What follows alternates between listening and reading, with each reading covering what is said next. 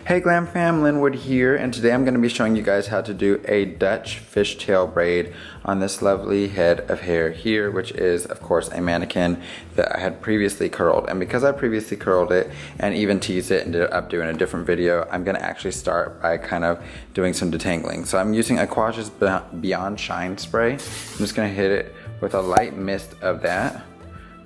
I know a lot of people like to work with texture, but I want to ensure that these ends are not tangling. I've got my classic Denman brush. My Denman logo rubbed off, but you guys can kind of see it still on there.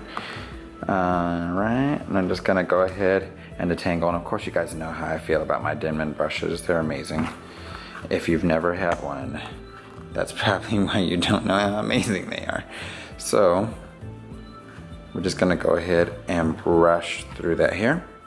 Okay, so I'm gonna start off with a small section of hair in a triangle here. And of course I'm gonna comb through that just to ensure that we are nice and smooth. And we are, because of the Beyond Shine. It is amazing. From there, I'm just gonna go ahead and section this hair off into 2 sections. And just so we don't have that part line or that gap in the middle, I'm actually just gonna go ahead and cross over like this here. Now I'm gonna start off on my side that I passed underneath.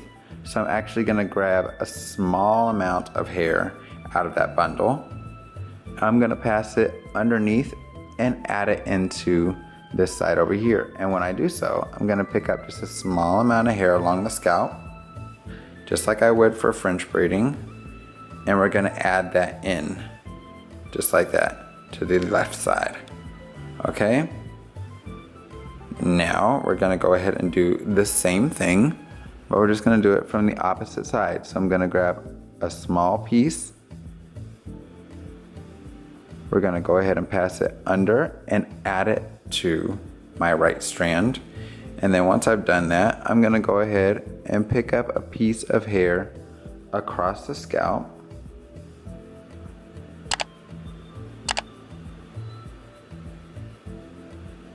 Okay, just like you see there, and I'm gonna grab it, pass it under my main strand, and add it to my bulk strand there.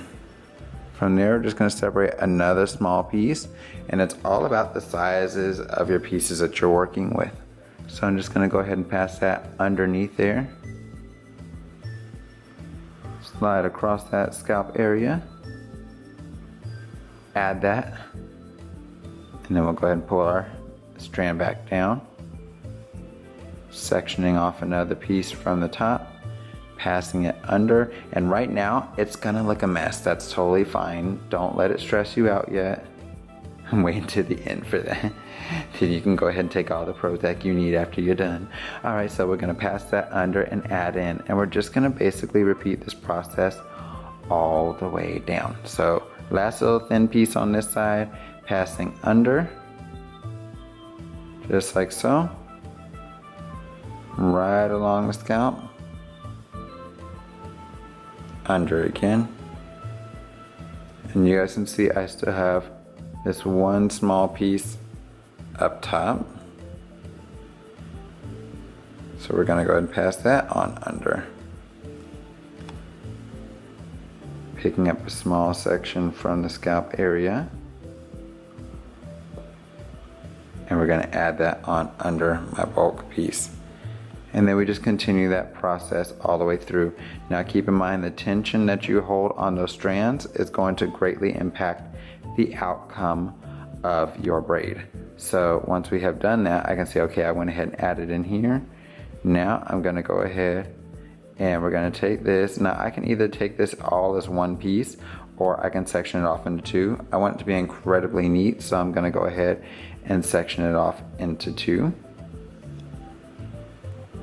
So we're gonna go ahead and pass that under, add 2. And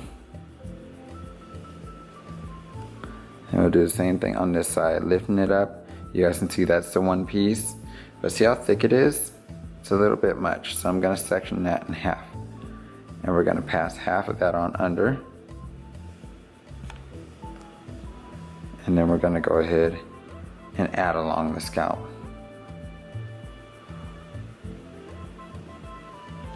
Keep in mind the smaller pieces you use, the more neat your braid is going to turn out. Under, add to, pass it under. Same thing on this side. Pick it up, bring it under, add it to it, pick up some more, bring it under. And then we just continue that process. So let's see if I can get you guys a little better light. How's that, you guys? So we've got our piece here. You guys see that piece? That one is its own separate piece. So I'm gonna take that, again, splitting in two,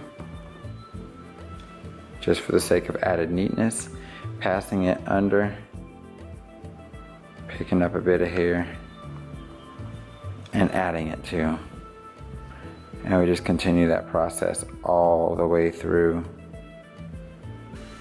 Okay, Glam Fam, so I'm gonna be doing some skipping forward because this braid is very repetitive and it's actually quite tedious. So we went ahead and skipped forward some, and I wanted to show you guys how to continue this process. As you start getting to the thicker portion of the head like this, it's going to get a little bit more difficult because you have more bulk in your hands. So slow down if you need to and focus on picking up those smaller strands, keeping in mind that the smaller your strands are, the more neat the entire braid is going to look. So if you're focused on that part, that's going to be what helps out the look of your braid in the end. Now you guys can see right now, it just looks like a really narrow braid.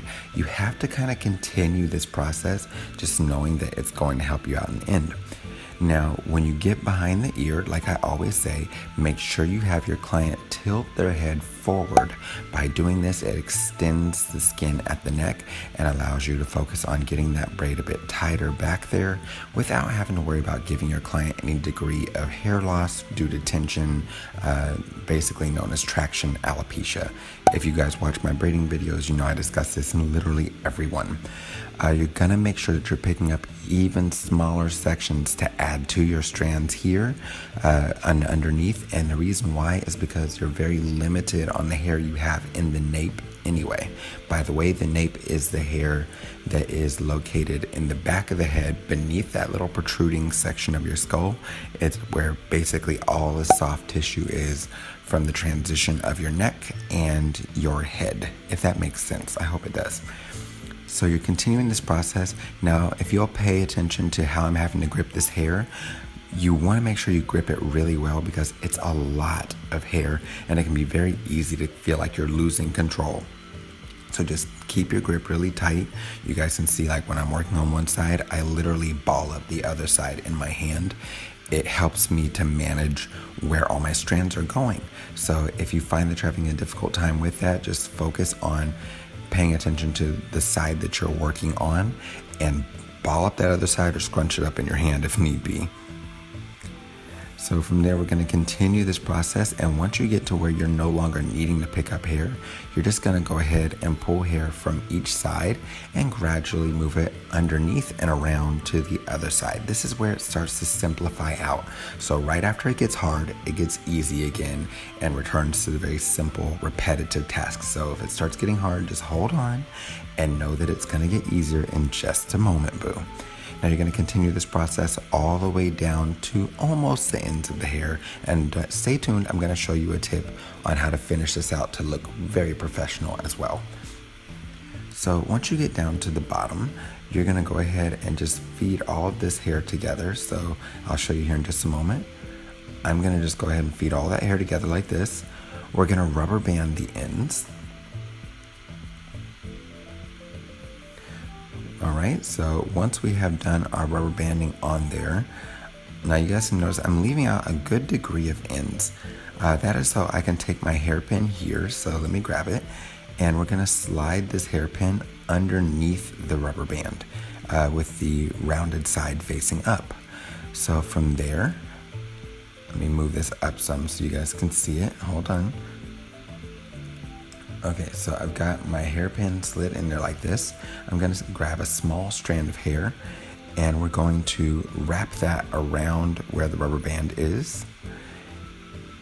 wrap it over the top of that hairpin, around the back again, and then I'm gonna feed the ends directly through the loop on that pin, okay? So feed it through, we're gonna pull that all the way through there, and then grab the bottom of that pin and slide it back out. From there, give it a little tug, and your rubber band is completely covered. All right, you guys, so let me know, of course, what you think in the comment box down below of this Dutch fishtail braid. And if you learned anything, please do let me know. If you have any special requests, feel free to leave them down in the comment box. And of course, if you guys want this a bit bigger, you can take it and fan it out and make it a bit larger. It's a really easy situation to do. I will tell you guys, this braid is going to take some time. It's tedious, but you guys can see the payoff is gorgeous. Check that out.